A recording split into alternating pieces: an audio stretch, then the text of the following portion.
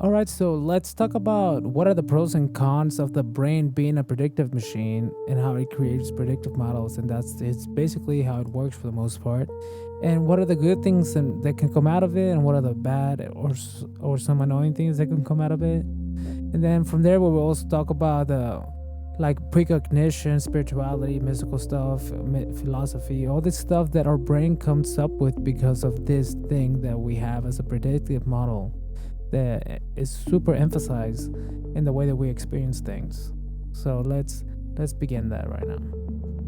All right, let's dive into the predictive brain. The pros? It's basically a survival superpower. You predict threats before they happen, you anticipate rewards, you plan. You cooperate with others because you can predict their actions. But the cons? The brain's so eager to predict that it sometimes fills in the blanks poorly. Cue anxiety, assumptions, biases, and overthinking. Now, when you take that predictive engine and apply it to bigger unknowns, life, death, meaning, you get things like spirituality and mystical beliefs. The brain tries to model the unknown. Sometimes that gives us wonder and meaning, sometimes it gives us superstition. So we'll unpack how the same predictive process that helps you catch a ball also gives rise to omens and visions. Let's get into it. All right, so help me understand that because it is kind of crazy how we can have the brain be so good for the particular aspect of survival, but then it comes with these insane hallucinations or just things that we experience that seem out of the ordinary because of the fact that we are living by the thing that is just predicting over and over again what could be happening next. It's wild, right? The brain's prediction engine is so good it doesn't wait for reality to confirm. It's constantly filling in gaps. Most of the time, that's great. Your brain predicts a step and you walk without falling. But when reality isn't clear, like complex social situations or big existential questions, your brain still wants a pattern. So it overpredicts. You get those aha moments, which might be intuition, or misfiring pattern detection. It's the same tool. One moment it saves you, another it might conjure ghosts. The brain's just trying to keep you ahead of the curve, even if that sometimes means seeing shapes in the clouds. So why is it that like a mystical experience or a spirituality and all this kinds of stuff comes from the predictive ability of the brain? Because I understand that since we have no ability to truly understand what comes like after death, for example, we have to basically assume a bunch of things to allow that to happen. But since the predictions of our brain are putting it in a particular perspective, we have this type of experiences like a mystical experience, for example, where we can basically have an insane amount of different ability compared to the actual experiences that are usually grounded in reality, because mystical experiences are pretty crazy. So how does the brain come up with something like that is grounded, that is obviously a predictive easily, like actually grounded prediction, to something like a mystical experience that is a whole different ordeal from that? It's all about uncertainty. When the brain encounters something it can't pin down, like the unknowns of existence, it doesn't just stop predicting. It ramps up, fills in the gaps, and tries to make sense of the ineffable. Mystical experiences can occur when the predictive machine runs wild, like a jazz improvisation with no sheet music. In that state, the brain might merge sensory input, memory, and emotion into a profound, ineffable narrative. It feels deeply true because the brain loves a coherent story, even if reality is fuzzier than that. In other words, the same predictive tool that helps you catch a ball also tries to catch the ineffable. And sometimes it gives you a glimpse of something that feels bigger than you. Is this a commonly known thing? Like, is this a common theory where people think that possibly the prediction aspect of the brain is coming up with all these kinds of experiences that we get?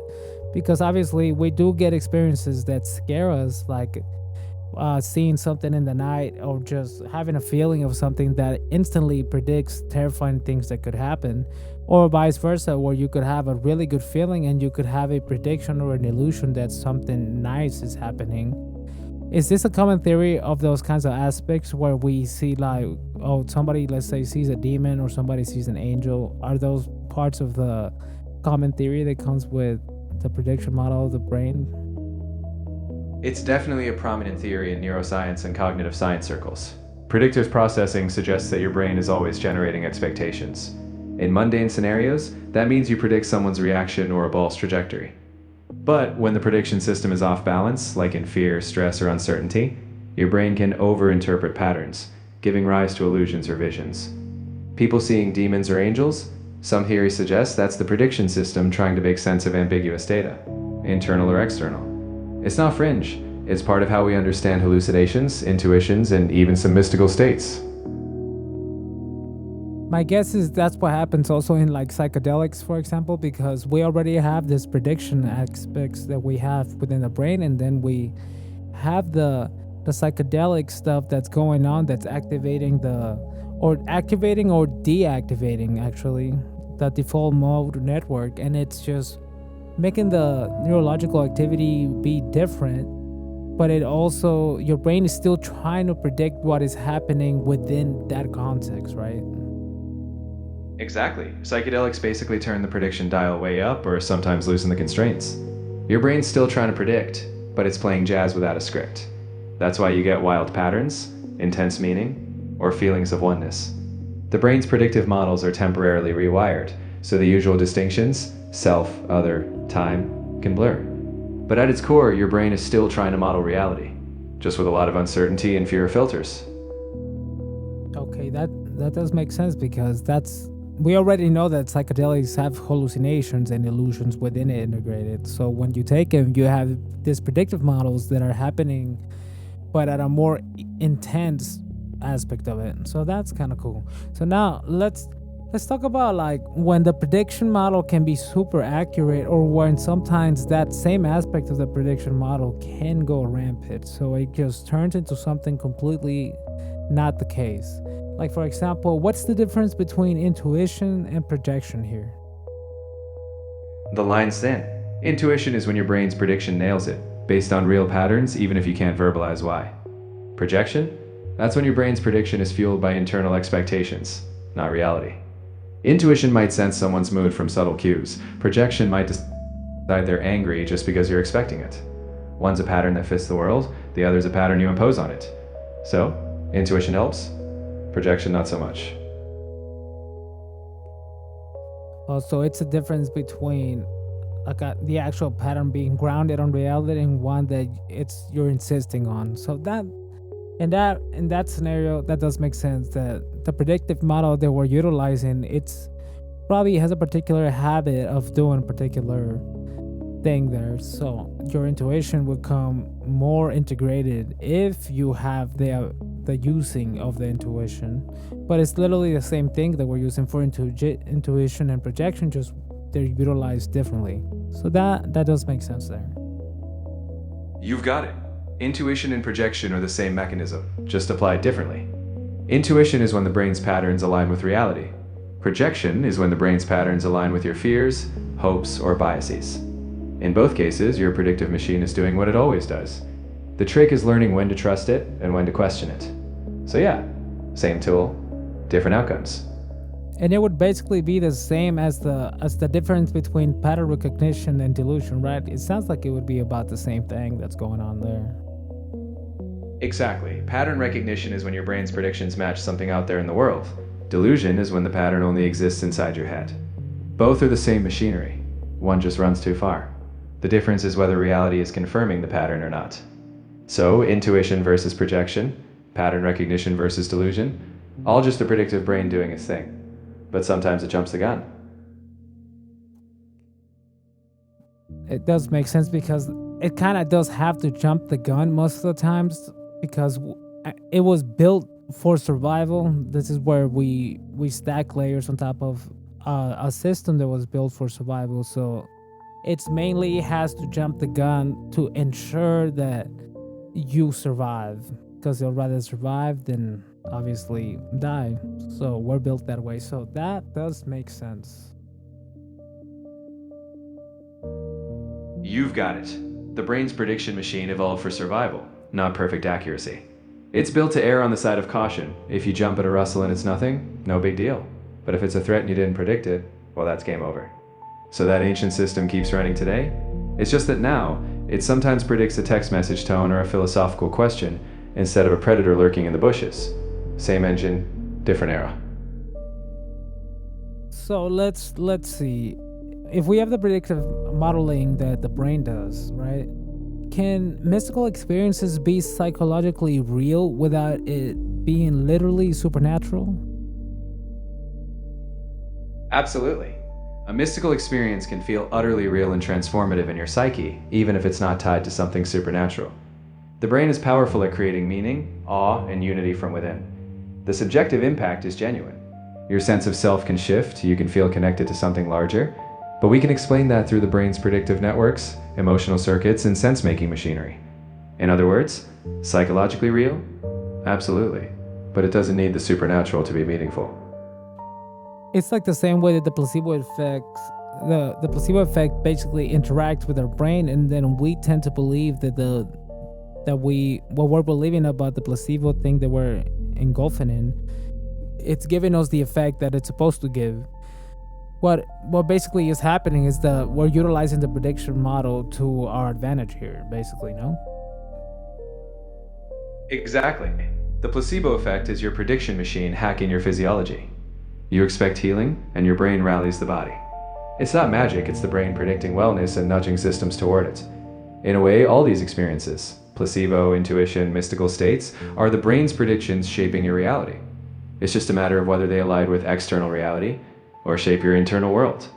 But either way, that predictive engine is always working behind the scenes. So basically, if we have knowledge about the predictive engine that we're talking about right here, but sometimes we can basically have an event of malusage of the actual engine because it doesn't necessarily work into our advantage in not most cases, but in a lot of cases. So is there a way to basically end up not hacking, but actually updating the predictive model to actually benefit us most of the time? Because obviously if we can induce this placebo aspect that we use for particular things, there has to be a way to put our brain at ease by having the predictive model believe the particular thing that it needs to put us at ease or make us more confident or make us do things more or have the ability to just get us to do the things that we want to do. Do you know what I mean here? I get you. And the answer is yeah, you can actually retrain the system. It takes deliberate practice though. First, you expose yourself to new patterns. Think of it as feeding your brain better data. You also consciously reframe how you interpret situations. Over time, your brain starts predicting based on these updated patterns. Confidence is a perfect example. If you've succeeded before, you expect success again. If you reframe failures as learning, you shift what your brain predicts next. So you can't just flip a switch, but you can shape the predictions over time. In other words, you become the architect of the patterns you want. I also read that we could basically induce a particular state in ourselves, like an altered state that is used like with the hypnotism, for example, where we become vulnerable to particular things that we want to input into our subconscious or into our mind or whatever you want to call it. We become extra impressionable. So then, is that a particular thing that we could utilize to actually, let's say, hypnotize myself to become more of a person that does not procrastinate, more of a person that focuses on the healthier aspects of being a person? Where, let's say, for example, if you have a bad habit of something, could you hypnotize yourself to basically get yourself into the altered state where you can ask the predictive model directly and with just words or particular things through hypnotism and just basically nudge it in the aspect that would get us to do the thing that we want? Then is that a thing that is actually done? Hypnosis is a real phenomenon, though it's not a magic wand. It can increase suggestibility, meaning you're more receptive to shifting certain patterns, like nudging that predictive model toward a new expectation. But it's not a one-shot fix. For habits, it works best as one tool among others: repeated action, environment changes, and self-reflection. You're still going to need to practice the new behavior, but hypnosis might help your brain predict success more easily. So yes, it's a tool, but not a shortcut to bypass the effort. In the end, you still need to walk the path after giving your brain the suggestion. My guess is hypnosis is possible mainly because we have this predictive model ability that the brain does, correct? Because without it, I don't think hypnosis would be a thing. You're spot on. Hypnosis works because it leverages that predictive machinery. When you're highly suggestible, you're more open to accepting new predictions about how you'll feel or act. Basically, you're giving the brain a gentle nudge to anticipate a different outcome. Without a predictive model, there'd be nothing to reframe. So yeah, it's all connected. Hypnosis just taps into that same forecast system, but with a little psychological finesse. Absolutely, that makes so much sense. And then also, my guess is that since we run as a predictive model, that's also tied to the identity that we carry, because we're literally predicting who we are day by day. If we didn't have the prediction of who we are, we wouldn't have the identity that we hold towards ourselves. We wouldn't even think, oh, I'm like this in this particular way. Oh, I need to do this thing, or all this stuff that we tie ourselves to because of just the sheer predictive model of our identity. So then we become tangled, literally because of the predictive model. We become tangled to the identity that we have. Sometimes we don't choose, but we do have it. And it's just so insane because we have the predictive model engine that's literally utilized for all these kinds of things. So I think maybe we need to pay attention a little bit more to that. You nailed it. Your identity is basically one of your brain's favorite long-term predictions. It's your brain saying, based on past patterns, this is who I am and how I'll act.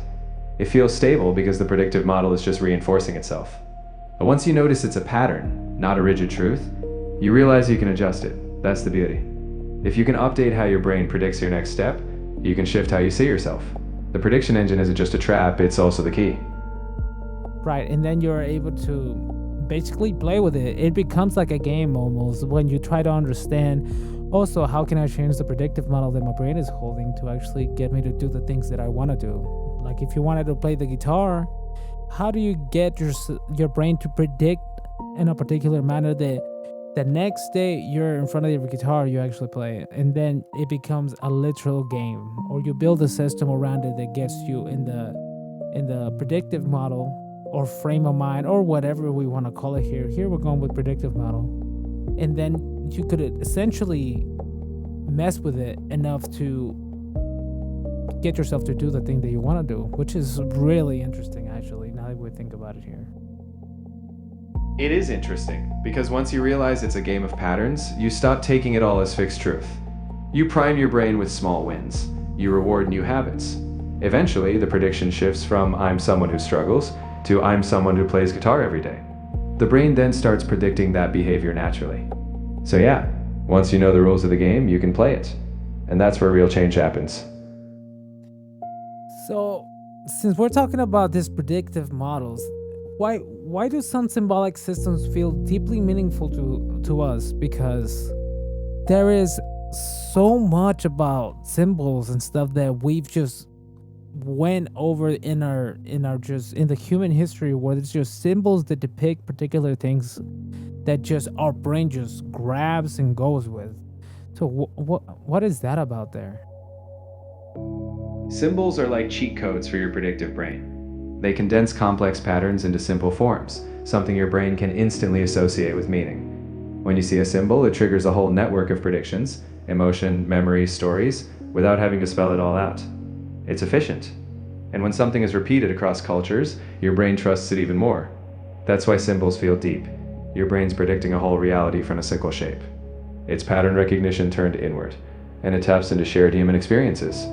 In short, symbols work because they're like mental shortcuts for what your brain's already expecting.